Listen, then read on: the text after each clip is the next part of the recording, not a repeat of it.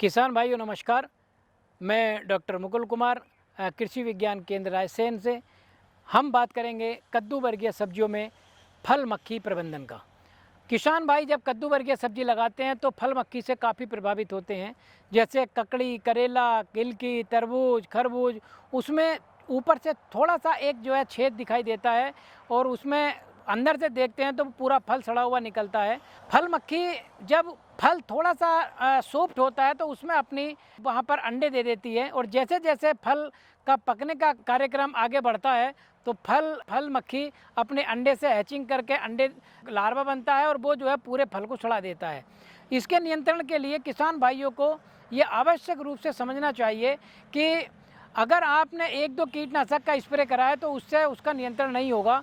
उसके लिए किसान भाई चीनी का घोल बनाकर या गुड़ का घोल बनाकर उसमें 10 लीटर पानी में 100 से 150 ग्राम चीनी घोल लें और उसमें इमिडाक्लोप्रिड या फिप्रोनिल या एसिटामिप्रिड जो 10 लीटर पानी में 10 ml दवाई को डाल लें और डिस्पोजल गिलास में जगह जगह अपने कद्दू वर्गीय जहाँ सब्जी लगी हुई हैं वहाँ पर वो जगह जगह उस डिस्पोजल को रख दें।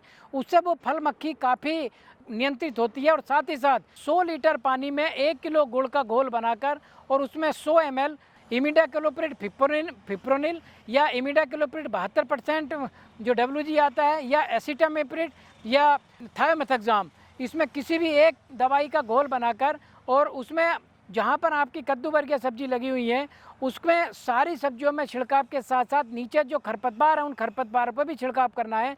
तो उससे आपका फल मक्खी का नियंत्रित काफ़ी हद तक आप कर सकते हैं। साथ ही साथ किसान भाइयों को मैं यहाँ पर सलाह देना चाहूँगा कि किसान भाई जो कद्दू वर्गीय सब्जियों में फल मक्खी प्रभावित फल हैं उन फलों को एकत्रित करें और कहीं दूर ले जाके मिट्टी में दबा दें, गड्ढे में दबा दें, जिससे वो फल मक्खी का स्प्रेड ना हो, मल्टीप्लिकेशन ना हो, ताकि फल मक्खी को हम कंट्रोल कर सकें।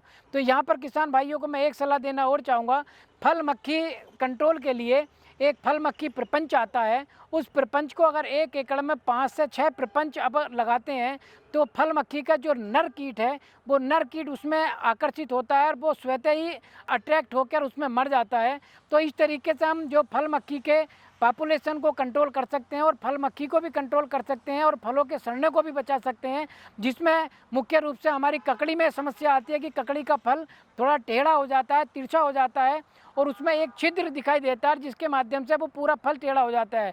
तो उसके नियंत्रण के लिए पूर्व में बताए ये जितने भी हमारे उपाय हैं उन उपायों को अगर किसान भाई करता है तो फल मक्खी के नियंत्रित को काफ़ी हद तक वो कंट्रोल कर सकता है। धन्यवाद।